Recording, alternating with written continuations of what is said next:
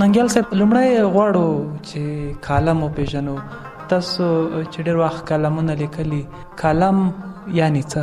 کالم یو اخباري ژانر دی او د تبصرې یا عامو مقالو سره توپیر په دې کې دی چې د کالم لمن د هغو نه پراخه ده.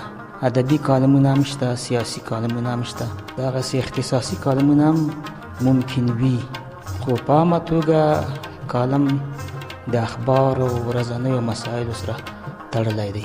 هر څه د طنز او د سیاسي مسایلو لپاره ډېر ښه مساعد بستر لري او د ما په فکر تر ټولو لیکنو نه یا نورو ژانرونو نه، اخباري ژانرونو نه کالم اسانه دی. کالم په لومړي ځل په پښتو کې چا ولیکه او څنګه زموږ تر اخبارونو راورسېد؟ زما د مطالعې د مخې خو کالم پښتو کې چې لیکل شوی دی نو هغه مرحوم اجمل خټک لیکلی دي د کچکول په نامه، او بیا د ده د کالمونو یوه ټولګه هم چاپ شوې ده. وروسته کې بیا ایوب صابر مرحوم کالمونه لیکلي او د هغې نه وروسته مشهور کالمونه نور البشر نوید لیکلي دي.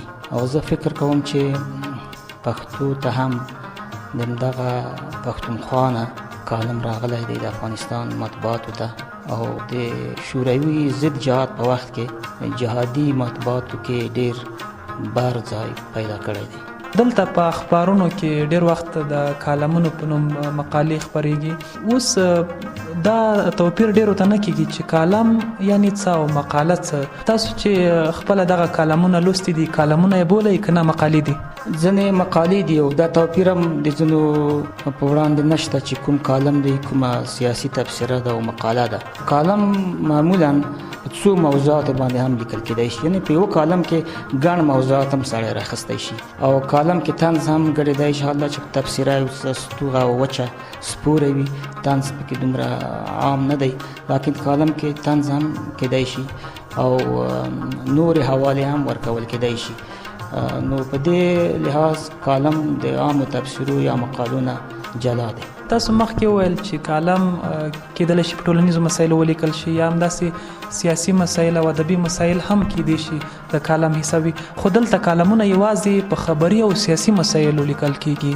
او زموږ په د اوسنیو مطبوعاتو کې ادبي کالمونه نشته، په خبر باندې مبني دي کالمونه او یو څه طنزیه اړخ لري. دا به ډېره ښه وي چې ادبي کالمونه هم ولیکل شي او ادب هم د کالم ډګر ته راوړل شي. ځینې کالمونه وي په هغو کې هنر ډیر وي. د بیلګې په ډول که د نور البشر نوید صاحب کالمونه وکتل شي، په هغه کې شاعري ډیره وي، بیتونه ډیر وي، او ډیر وخت هغه په شعرونو استدلال کوي. آیا د کالم ژبه باید همداسې ادبي وي؟ د کالم ژبه چې څومره خوږه وي، کالم په همغه اندازه مقبول. د بشر نوید د کالمونو ژبه ډیره خوږه او ادبي ده، او همدغه ځانګړنه ده چې د ده کالمونه د لوستونکو لپاره ډیر مقبول ګرځولي دي. خو د دې نه علاوه دغسې کالمونه هم شته چې په طنز په ژبه لیکل شوي دي او هغه هم خلکو خوښ کړي دي. داسې کالمونه هم شته چې هغه په سیاسي ژبه لیکل شوي دي او هم مسایل ښه راخیستي دي او عام فهمه یې لوستونکو ته وړاندې کړي دي. هر ژانر چې د خپل اصول لري. د بیلګې په ډول که څوک لنډه کیسه لیکي، هغه کې کرکټر دی، پیښه ده، ټکر ده، همداسې پیغام ده او ځینې نور مسایل لري. کالم کوم مهم توکي لري چې یو لیکوال د لیکلو په وخت باید مراعات کړي؟ کالم یو ډول تبصره ده، خو د تبصرې ژبه بیله ده. په دغه بیلوالي کې طنز هم شامل دی او د کالم نه سړی په دغه یوه محدوده کې چې لکه تبصره یا نورې مقالې دي په دغه کې مقید نه دی. لکه مخکې چې ما وویل د کالم لمن یو څه پراخه ده، ډېر مسایل یا څو مسایل موضوعات په دې کې تحلیل کېدلی هم شي، یعنې د تحلیل خوا هم لري. په همدې خاطر باندې په ورځنیو لیکنو باندې کالم یو څه حاوي شوی دی چې کالم په خپله لمن کې څو موضوعات یا ګڼ موضوعات راوړلی شي. خو دغه څو موضوعات باید یو تسلسل یا مناسبت سره ولري، او دا باید ولري. دغسې مستقیم مناسبت او اړیکه که نه وي نو باید په خپل منځ کې یو ارتباط ولري چې یوه د بلې نه جلا نشي. او په دې اردو ژبه کې دغسې یو کالم هم یو چا لیکه په نوای وخت اخبار کې چې هغوی په یوه کالم کې د یوه پاراګراف په چوکاټ کې تقریبا 4-5 مسایل راوړل او هر پاراګراف په یوه موضوع وه او په یوه کالم کې به 15-16 دغسې پاراګرافونه یا موضوعات راغلي.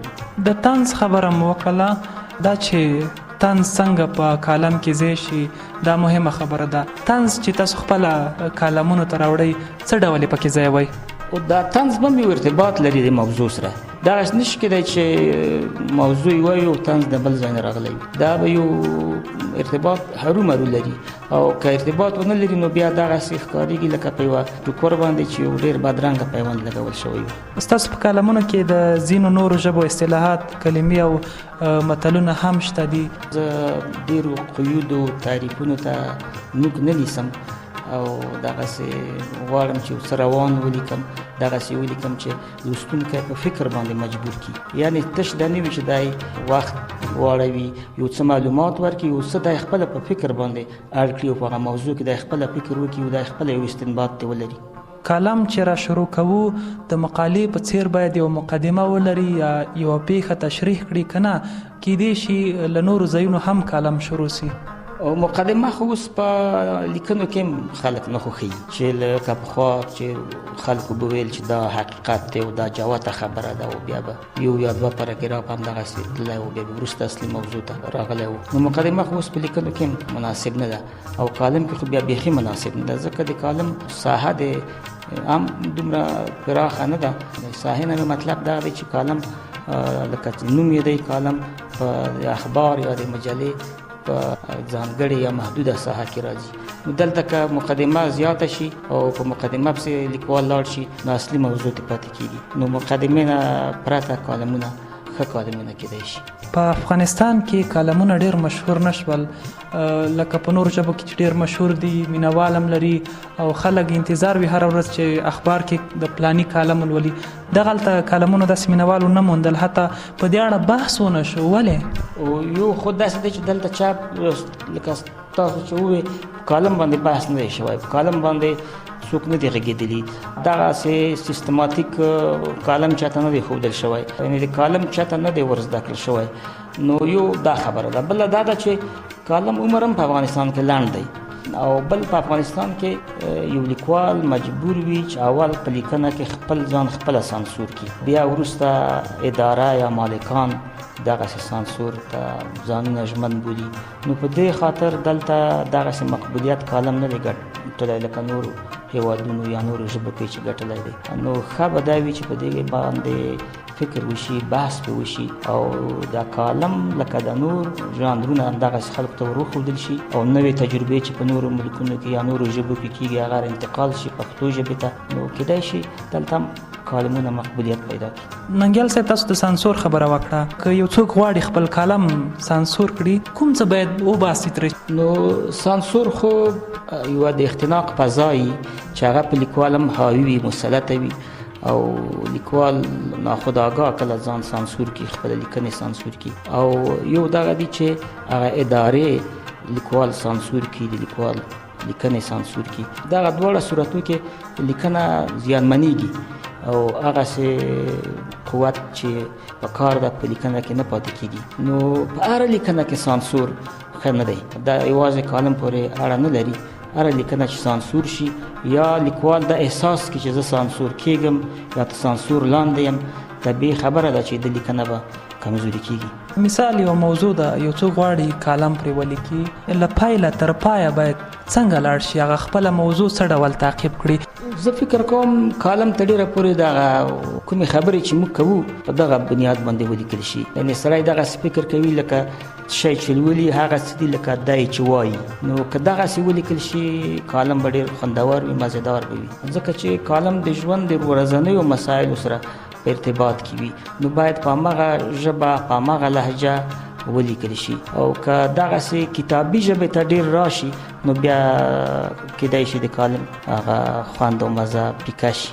د کالم دپاره مطالعه هم ډېره ضروري ده چې سړی د مشهورو کالم لیکونکو اثار ولولي، د کالمونه ولولي او په خپل ذهن کې هغه وساتي او د خپلو کالمونو لپاره یو چوکاټ ولري په خپل ذهن کې. ځکه چې داسې نه ده چې د هر لیکوال کالم چې سړی ګوري د مشهورو کالم لیکونکو نو هغوی هر یو خپل بل چوکاټ لري چې په موږ چوکاټ کې خپلې خبرې خپلې لیکنې دوی ځای کړي دي.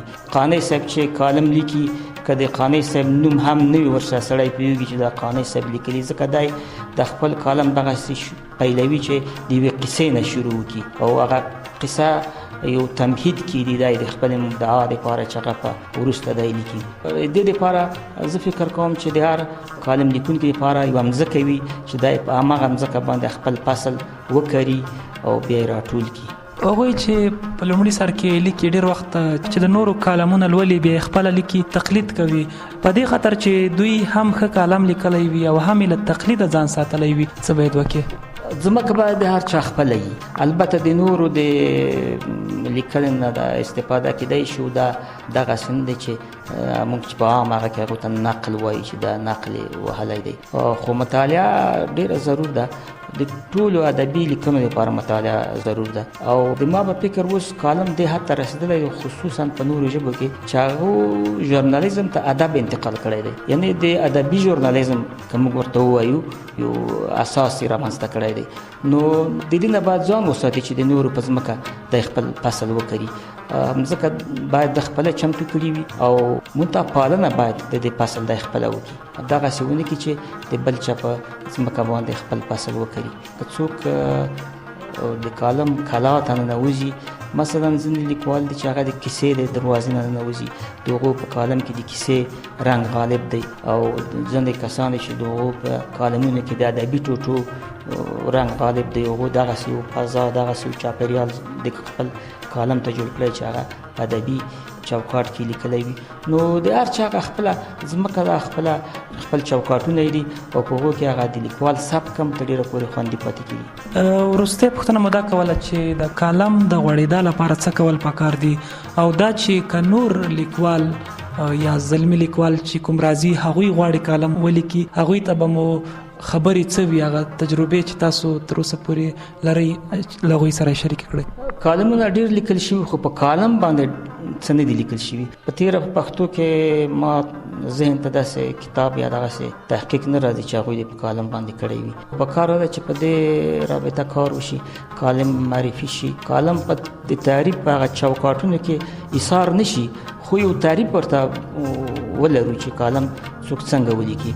نو تر اوسه نه دغسې مضمون شته چې څوک یې ولولي او نه په دې رابطه څه کوم علمي سیمینار شوی دی، نه کوم علمي ناسته شوې ده. باید توجه وشي دې ته چې په کالم باندې بحثونه وشي، که امکان ولري سیمینارونه وشي یا خپرونې دغسې پروګرامونه او دغسې لیکنې ولري چې هغوی کالم خلکو ته ور وپېژني او د کالم اساسات او مبادي خلکو ته ور وښيي او لیکوال دغه خپلې تجربې چې دوی لري دا له نورو سره شریکې کړي. او که ممکنه وي باید په ژورنالیزم کې د ادبي ژورنالیزم یو نوی صنف او یو پرانیستل شي او یو نوی مضمون کالم وګرځي، ځکه کالم د دې وړتیا لري چې د یو مضمون په شکل تدریس شي.